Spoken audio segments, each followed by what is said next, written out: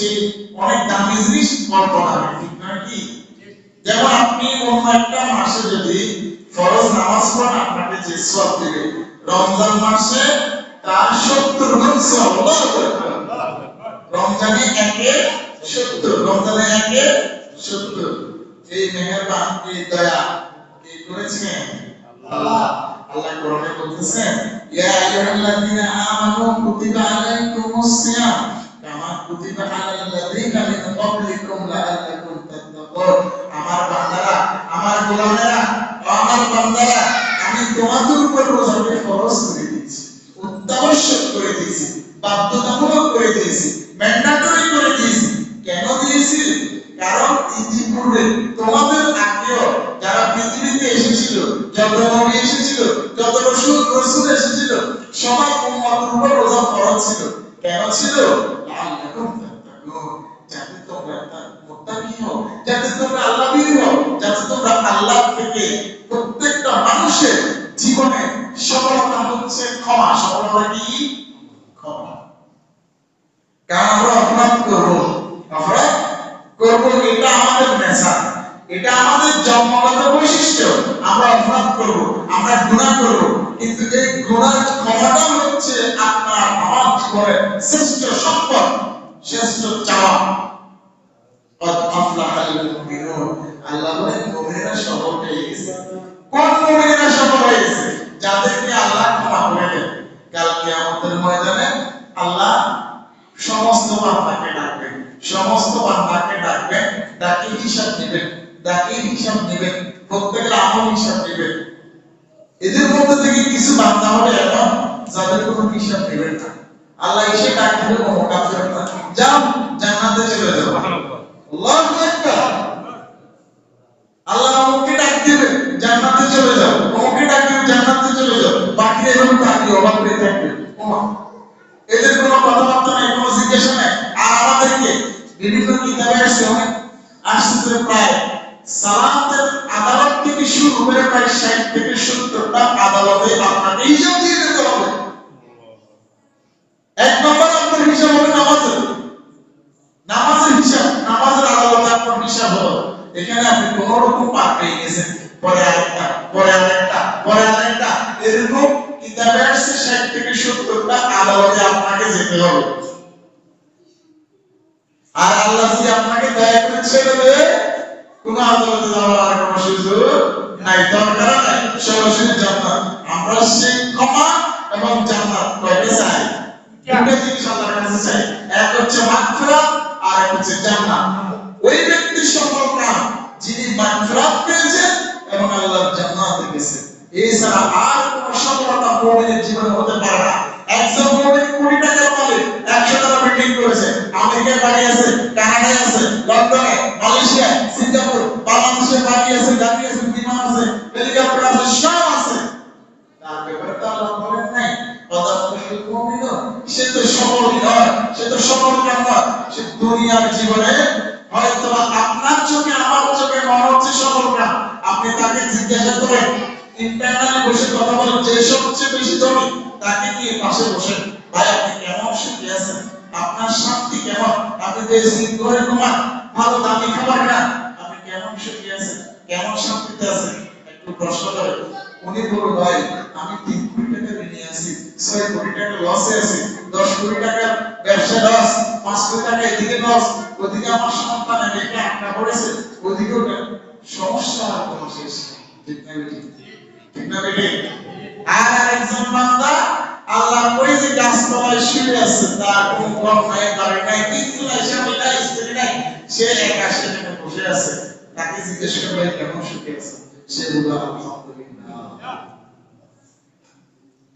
তাহলে শান্তি, সুখ, সফলতা সবকিছু এক জিনিস নয়।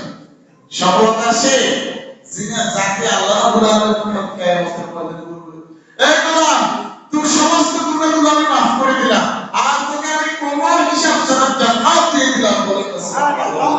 ওই বান্দাটাই হচ্ছে সফল কাম, ওই বান্দাটাই হচ্ছে সফল কাম, ওই বান্দাই হচ্ছে সফল। আল্লাহু আকবার। এই সফলতা পাওয়ার সুবর্ণ সুযোগ এই মাসে আমরা এই সুযোগটাকে এই লড়াইটাকে এই টিকিটটা কনফার্ম করার সুবর্ণ সুযোগ গেছে এই মাস। আর হয়তো আমাদের জীবনে 2 দিন আছে, আর 2 দিন আছে। এখনো কি আমরা সফলতার সেই চাবিকাঠি পকেটে নিতে পেরেছি? এটা আমরা হিসাব করা দরকার, আমাদের জানা দরকার। কারণ ওই মুমিন আনন্দ পায় ঈদের চাঁদ দেখলে, যার জীবনের গুনাহগুলো আল্লাহ মাফ করে দেন। সুবহানাল্লাহ। ঈদের চাঁদ দেখে যিনি আনন্দ পায় না, বুঝতে হবে তার গুনাহ এখনো মাফ হয় নাই, এখনো মাফ হয় নাই। গতকাল একটা কথা বলেছিলাম রাতে, আল্লাহ রহমতের ফেরেশতারা লাইলাতুল কদর রাতে আপনাকে কপালে চুম্বন দিবে, আপনার সাথে হ্যান্ডশেক করে মুসাফা করবে। কোন সে বান্দা? যেই বান্দা সার্বক্ষণিক বিগলিত হয়ে থাকে, আল্লাহর ভয়ে ভীত থাকে, অশ্রুসিক্ত মানব থাকে, সার্বক্ষণিক আল্লাহর কাছে যখন এই রমজানে চায়, আল্লাহ সাথে সাথে চোখে একটু পানি টলমল করবে, বুঝতে হবে আল্লাহর রহমতের ফেরেশতা আপনার সাথে আলিঙ্গন করে আল্লাহু আকবার। কিন্তু আমাদের হৃদয় অত্যন্ত কঠিন, শক্ত, খুব কঠিন। আমরা খুব কমার্শিয়াল, ফর্মালিটিস রক্ষা করি, ঠিক না বেটি? ঠিক না বেটি? শুধু ফর্মালিটিস রক্ষা করি। দোয়া করা দরকার করছি, নামাজ পড়া দরকার করছি, রোজাটা রাখা দরকার রাখছি, ইফতারি সবাইকে করা দরকার করেছি, যাকাত দেওয়া দরকার দিয়েছি। কিন্তু তাকওয়া জিনিসটা আপনার অন্তরে না থাকার কারণে আল্লাহ আপনার ইবাদত কবুল করছে। কারণ ইবাদত কবুল হলে আপনার অন্তরে জানা পেয়ে যাবে, আপনার ভিতরে জানা পেয়ে যাবে আপনার ইবাদত কবুল হয়েছে। আপনার কাছে শান্তি লাগবে, প্রশান্তি লাগবে। আপনি নামাজ পড়ে বের হয়েছেন, শান্তি লাগবে, মনের মধ্যে তৃপ্তি পাবেন। বুঝতে হবে আপনার নামাজ, আপনার ইবাদত আল্লাহ কবুল করেছে। এখন ইবাদত আমি তো অনেক চেষ্টা করতেছি, কিন্তু এরপরও তো মনে হয় না। এবার বুঝতে হবে আপনার কোথাও কোনো সমস্যা আছে। আপনাকে স্ক্যানিং করতে হবে যে আপনার রিজিক, আপনি যেটা আল্লাহর প্রদত্ত রিজিক খান, এটার মধ্যে কোনো ভেজাল আছে কিনা, এটার মধ্যে কোনো ঝামেলা আছে কিনা। যদি এটার মধ্যে কোনো প্রয়োগ থাকে, হারাম থাকে, তাহলে আপনার ইবাদত করে আপনি শান্তি পাবেন না। আপনি আল্লাহর ইবাদত করে আপনি শান্তি পাবেন না, প্রশান্তি আপনার অন্তরে আসবে না। সালাম, এই যে সালাম শব্দটা, প্রশান্তি শব্দটা আল্লাহ তার বান্দাদের জন্য রেখেছে, এটা আপনার কাছে পাবেন না। আপনার অন্তরে শান্তি আসবে না, তৃপ্তি আসবে না। তাহলে রিজিকটাকে হালাল করার জন্য ইবাদতের শর্ত, ঠিক না বেটি? এই ইবাদত আমরা করব কার জন্য? আল্লাহর জন্য। আল্লাহ বলছেন ওয়াবুদু রাব্বাকা হাত্তা ইয়াতিয়াকাল ইয়াকিন। ও আমার গোলাম, আমার বান্দারা, তোমরা আমি রবের ইবাদত করো ততক্ষণ পর্যন্ত যতক্ষণ পর্যন্ত তোমার শেষ নিঃশ্বাস না আসে, ততক্ষণ পর্যন্ত তুমি আমার গোলামি করো। আর কার গোলামি করা যাবে না। কার কথা? আল্লাহর কথা। আল্লাহর কথা। গোলামি করতে হবে কার? আল্লাহ। গোলামি চলবে কার? আল্লাহ। আল্লাহু আকবার। আল্লাহ তাআলা বলছেন ইয়া আইয়ুহাল্লাযীনা আমানু দুখুলু ফিস-সিলমি কাফা। ওয়া আমার মুমিন বান্দারা, তোমরা ইসলামের মধ্যে প্রবেশ করো। ওয়ালা তামুতুন্না ইল্লা মুসলিমুন আসলা। যে তোমরা মৃত্যুবরণ করে না মুসলমান হওয়া ব্যতীত, তোমরা মৃত্যুবরণ করে না মুসলমান হওয়া ব্যতীত। আপনি মুসলমান কখন হবেন? কখন হবেন?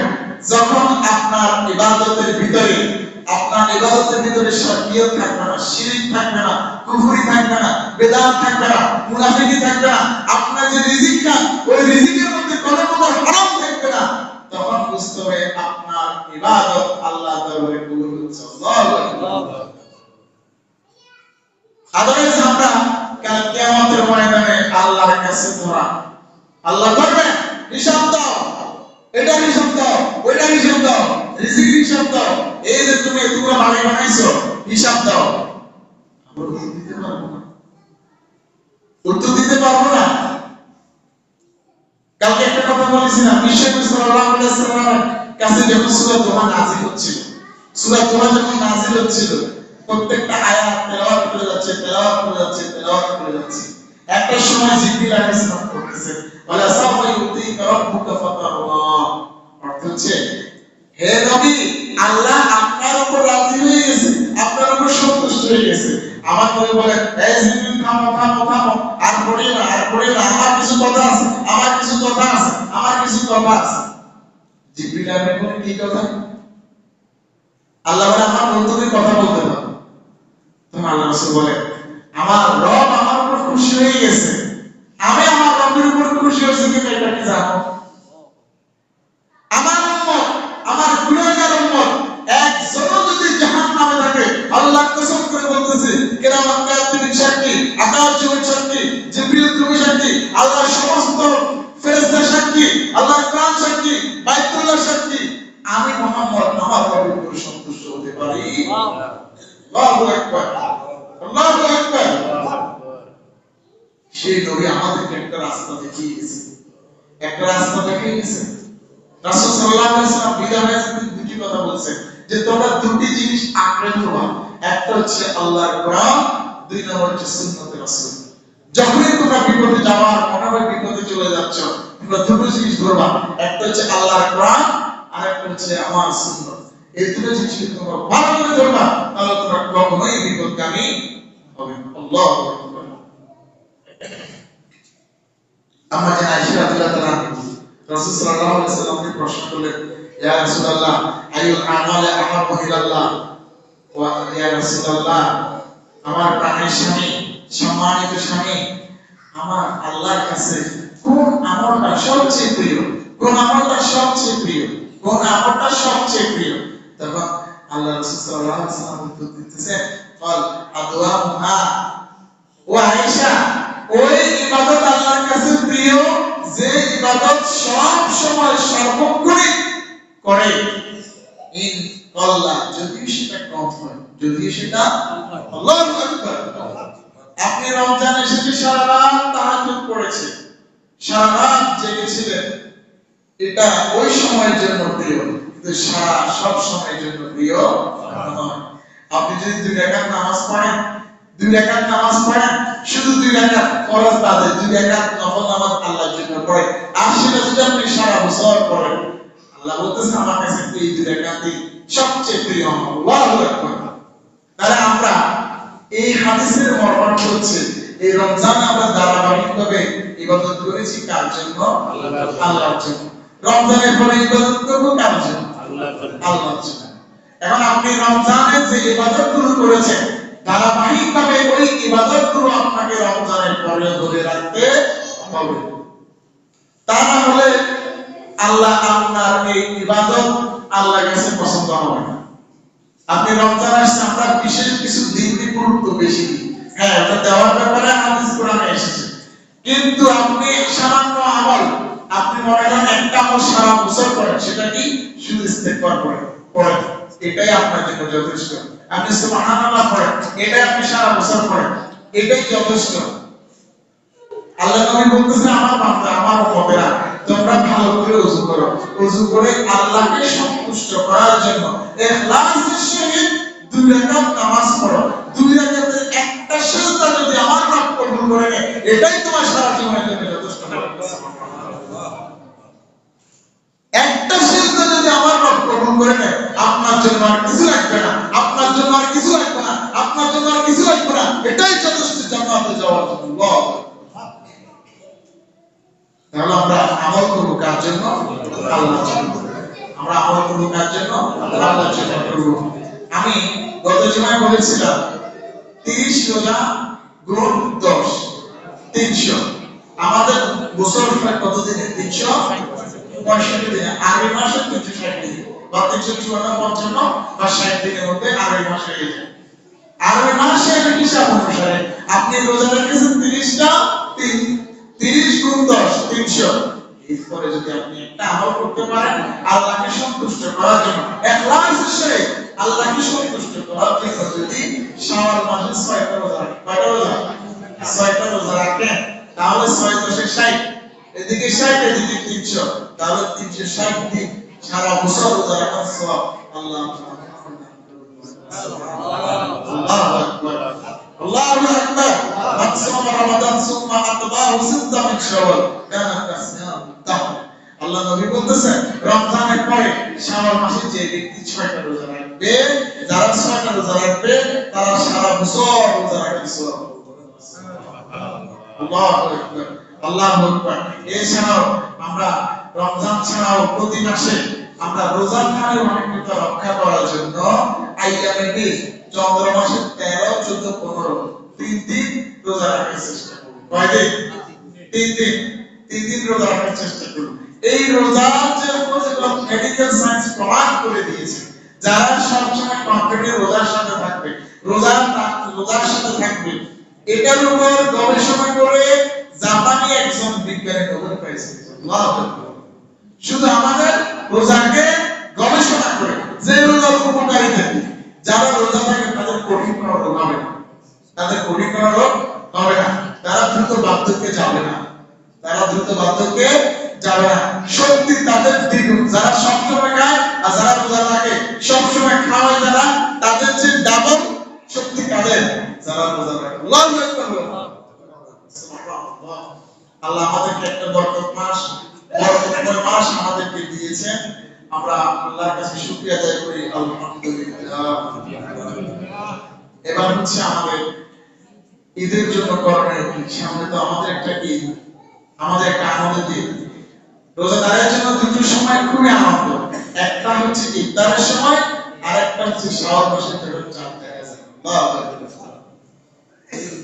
দুটো সময় আমাদের জন্য খুবই আনন্দদায়ক, মুমিনের জন্য খুবই আনন্দদায়ক। আবার বলতেছি, ওই মুমিন শাওয়াল মাসের চাঁদ থেকে আনন্দিত হয় যাকে আল্লাহ ক্ষমা করে দিয়েছে। এখন অনেকে বলে ঈদ আসতেছে, ঈদের কোনো ফিলিংস নাই, আছে না? এরকম বলে না, আছে না? তো ফিলিংস নাই, ঈদের বলে ফিলিংস নাই, বলো না? নাউজুবিল্লাহ। আরে ঈদ তো আল্লাহ দিয়েছে কে? আল্লাহ দিয়েছে আপনাকে আনন্দ করার জন্য, খুশি করার জন্য। ও বলে আমার কাছে কোনো ফিলিংস নাই।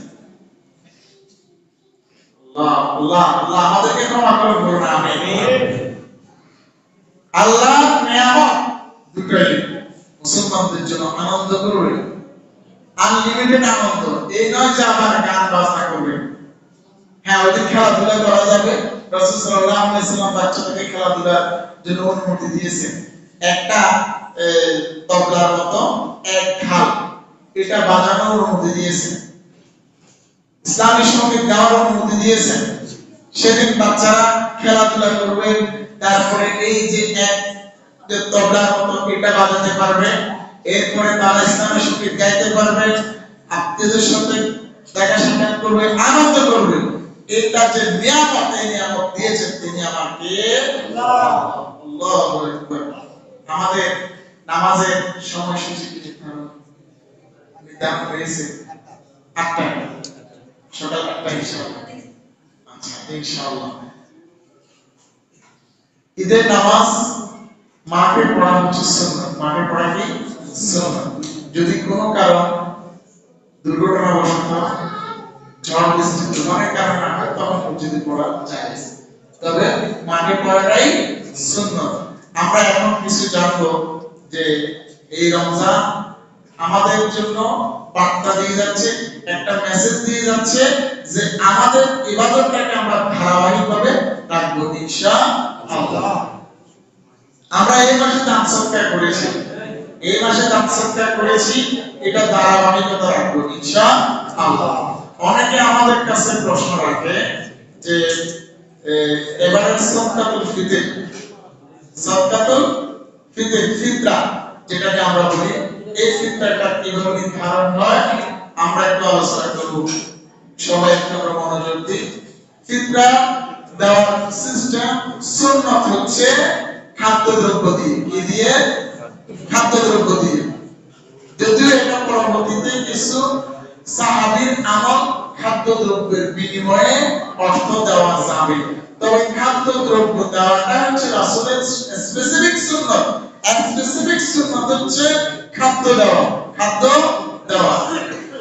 কিন্তু পরবর্তীতে কিছু সাহাবীর আমল ছিল, তারা খাদ্যদ্রব্যের বিনিময়ে টাকা দিয়ে দিতেন। এইজন্য আমরা এই আমলটা করি, আমরা সবাই টাকা দিয়ে দিই, ঠিক না বেটি? টাকা দিয়ে দিই, ঠিক না বেটি? যদি রাসূল সাল্লাল্লাহু আলাইহি ওয়াসাল্লাম বলেছেন যে তোমরা খাদ্যদ্রব্য দিয়ে সাদকাতুল ফিতর দাও। সাদকাতুল ফিতর মানে কি? এই ফিতরাটা হচ্ছে আপনি যে রমজানের রোজাগুলো রেখেছেন, এর মধ্যে যত ভুল ত্রুটি হয়েছে, নামাজে, রোজায়, ইফতারে, সেহরিতে যে ভুল ত্রুটি হয়েছে, ভুল ত্রুটিগুলো আল্লাহর কাছে কাফারা হিসেবে আপনি ফিতরা দিবেন। ফিতরা দিবেন। যাকাত হচ্ছে একজন, যাকাত যিনি অভিভাবক, যিনি সম্পদভাবে তিনি যাকাত দেন, কিন্তু ফিতরা দিতে হয় পুরো পরিবারের সমস্ত সদস্যদের, পুরো পরিবারের সমস্ত সদস্যদের ফিতরা দিতে হয়। এখন এবার জানার বিষয় হচ্ছে ফিতরা আমরা কত টাকা করে দেব। ফিতরা ধরা হয়েছে যদি খাদ্যদ্রব্য গম এবং আটা ধরা হয়, এটা বিনিময় মূল্য হচ্ছে সর্বনিম্ন 110 টাকা। কত টাকা? কত টাকা? 110 টাকা। সবাই খুশি তো না? আমরা 110 টাকা করে সবাই দিয়ে দেব, ঠিক না?